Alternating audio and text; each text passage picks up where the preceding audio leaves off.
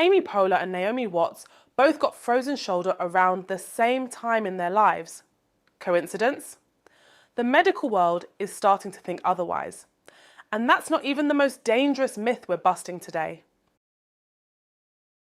Hi there, I'm Tony Lee, and this is Hot Flasher, your daily menopause podcast that serves up fresh news, research, and wellness tips. I've built a daily news pipeline to find the latest on women's health and menopause research. Allow me to introduce my co-host Nykki, who handles the headlines. Take it away, Nykki. Thanks, Tony. So it's Wednesday, but I'm feeling like we need some myth-busting energy today because the misinformation is getting ridiculous. Let's start with something that might sound familiar. You wake up one morning and your pants feel tight. Not just tight, like someone shrunk them overnight. You look in the mirror and your belly looks like you're smuggling a basketball. You think, great, I'm getting older and my metabolism is shot. Wrong. Well, partially wrong. New research from the Seattle Midlife Women's Health Study just published findings that should make every woman in perimenopause feel a little less crazy about her body. They tracked women through the menopause transition and found that bloating isn't just getting older or eating too much salt. It's a legitimate, measurable symptom of hormonal changes during perimenopause. The study showed that bloating actually peaks during specific phases of the transition. Not randomly, not because we're all suddenly eating worse or moving less, but because our hormones are doing their chaotic dance. Estrogen fluctuations affect how our bodies handle water retention and digestion. When estrogen drops and spikes unpredictably, our digestive systems respond accordingly. What frustrated me about reading this is that for decades, women have been told bloating was just part of aging. Doctors would shrug and suggest cutting carbs or drinking more water. Meanwhile, there's been actual science building that shows this is hormone related. Some women in the study reported bloating so severe they kept multiple sizes of clothes in their closet. That's not vanity. That's adapting to a real physical change. The researchers noted that bloating often correlates with other perimenopausal symptoms like mood changes and sleep disruption. It's all connected, which makes sense when you think about how estrogen affects multiple body systems. Speaking of myths that need to die, and this one could literally be dangerous, experts are raising serious alarms about perimenopause misinformation spreading on social media. The Guardian just reported on research showing that bad advice online is putting women at real risk. The biggest dangerous myth? That you can't get pregnant during perimenopause. This one makes me want to shake people. Perimenopause means your ovaries are winding down, not that they've clocked out completely.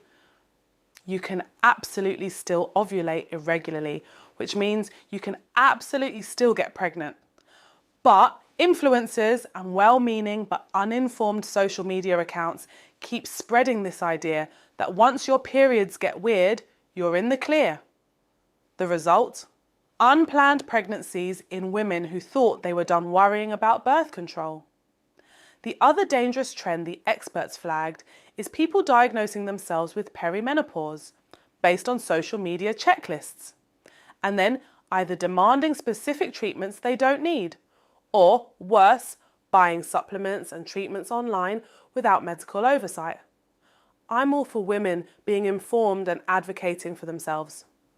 But there's a difference between being educated and getting medical advice from someone's Instagram story. The symptoms of perimenopause overlap with thyroid issues, autoimmune conditions, and other health problems. Self-diagnosing based on social media could mean missing something serious. The researchers specifically mentioned women taking unnecessary medications or supplements because an influencer said it worked for them. Your body isn't their body. What helps their hot flashes might mess with your blood pressure medication. What cleared up their brain fog might interact with something else you're taking. The solution isn't to avoid social media completely. There's actually some great education happening online. The solution is learning to spot the difference between someone sharing their experience and someone giving medical advice they're not qualified to give. Now, speaking of things that might surprise you, let's talk about Amy Poehler and Naomi Watts. Both developed frozen shoulder and both are in their early 50s. Entertainment outlets are treating this like celebrity gossip, but there's actually something medically interesting happening here. Frozen shoulder, where your shoulder joint becomes stiff and painful, often severely limiting movement, has been quietly showing up in perimenopause research for years. The condition is more common in women than men, and it tends to strike between ages 40 and 60. Sound familiar? The connection seems to be inflammation and connective tissue changes that happen when estrogen levels fluctuate. Estrogen affects collagen production and joint health. When it starts declining and spiking unpredictably during perimenopause, some women develop inflammatory conditions they never had before. But here's what bothers me about how this gets handled medically. Women go to their doctor with shoulder pain, get diagnosed with frozen shoulder, maybe get some physical therapy or a steroid shot, and nobody mentions that this might be hormone related. The shoulder gets treated in isolation instead of as part of a bigger picture. Poehler mentioned in interviews that her frozen shoulder came on suddenly and was incredibly painful. That's typical. But what's also typical is that it often coincides with other perimenopause symptoms that women aren't connecting because nobody told them to look for patterns. The research suggests that hormone therapy might help some women with inflammatory joint issues during perimenopause, but you can't explore that option if your orthopedist doesn't know to ask about your menstrual cycle or if your gynecologist doesn't know about your shoulder pain. This is why I keep coming back to the importance of healthcare providers talking to each other and looking at the whole woman, not just their specialty area. Your frozen shoulder, your bloating, your sleep problems, and your irregular periods might all be pieces of the same puzzle. What's encouraging is that awareness is growing. More research is being done on these connections, and more doctors are starting to ask better questions.